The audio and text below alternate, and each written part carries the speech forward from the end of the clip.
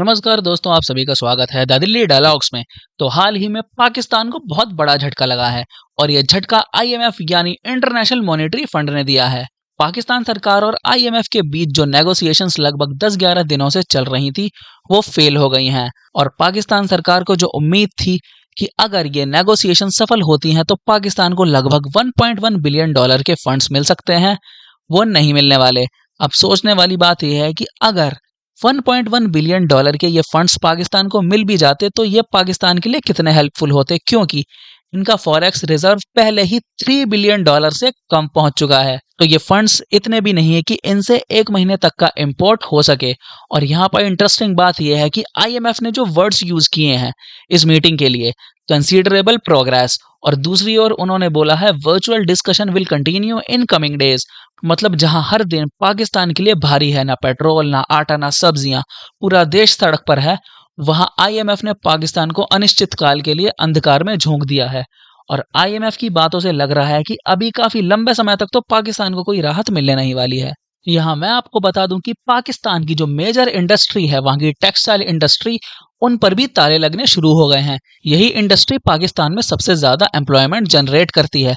अब यहाँ मजे की बात देखो कि इन टेक्सटाइल मिलों की डाइज पाकिस्तान चाइना से इंपोर्ट करता था। मतलब पाकिस्तान के बैंक्स को चाइना को डॉलर्स में पेमेंट करनी पड़ती थी, उसके बाद ये डाइज इंपोर्ट होती थी। और आज की डेट में डॉलर्स की ही कमी पाकिस्तान में है, क्योंकि ना तो उनके पास फॉरेक्स रिजर्व बचा है और ना ही कोई देश उन्हें लोन दे रहा है। और बैंक्स भी जो भी उनके पास बचे कुचे डॉलर्स हैं उनको खर्च करना नहीं चाहते, इसीलिए इंपोर्ट बंद पड़ा है। अब आप कहेंगे लेकिन पाकिस्तान को आईएमएफ लोन नहीं दे रहा तो क्या? पाकिस्तान तो कई बार अपने सो कॉल्ड दोस्त देश सऊदी अरब और यूएई से भी तो फंड्स मांग लेता है।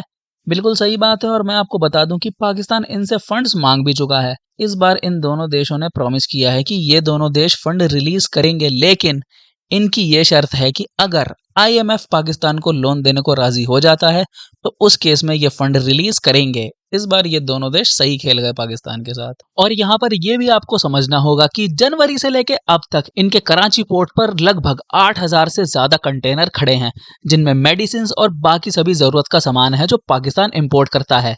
लेकिन उसे अनलोड कराने के लिए आज की डेट में पाकिस्तान के पास पैसे नहीं है। देखिए, पाकिस्तानी एनालिस्ट की माने तो आईएमएफ ने जो शर्तें पाकिस्तान के सामने रखी हैं वो काफी टफ हैं और इन्हें फुलफिल करना आसान नहीं है। अब देखिए, एक तो आईएमएफ ने इन्हें मिलिट्री बजट कम करने को कहा और दूसरी ओर पाक आर्मी की पेंशन भी कम करने को कहा था।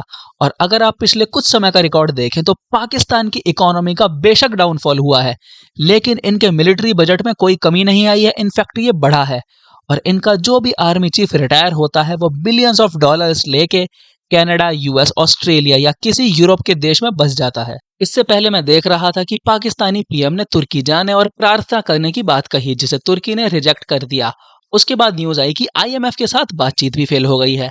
मैंने थोड़ा रिसर्च करके देखा तो मुझे एक बात समझ में आई कि पाकिस्तान के पीएम को यह बात तो पता थी कि आईएमएफ की शर्तें वो पूरी नहीं कर पा रहे हैं, इसलिए लोन तो इन्हें मिलने से रहा।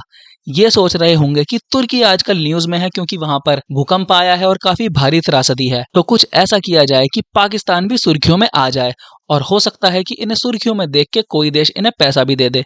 और कोई बड़ी बात नहीं है कि ये इस समय तुर्की से भी पैसा लेने के चक्कर में हो। और अब मैं आपसे पूछना चाहता हूं कि क्या पाकिस्तान को कहीं से लोन मिलेगा, और अगर पाकिस्तान को लोन नहीं मिलता तो इसका आगे क्या होने वाला है? अपनी ओपिनियन आप कमेंट बॉक्स में जरूर लिखें और इस चैनल को लाइक करें, सब्सक्राइब करें, अपने दोस्तों के साथ शेयर कर दें। और अगली मुलाकात काबुल में होगी, तब तक के लिए जय हिंद।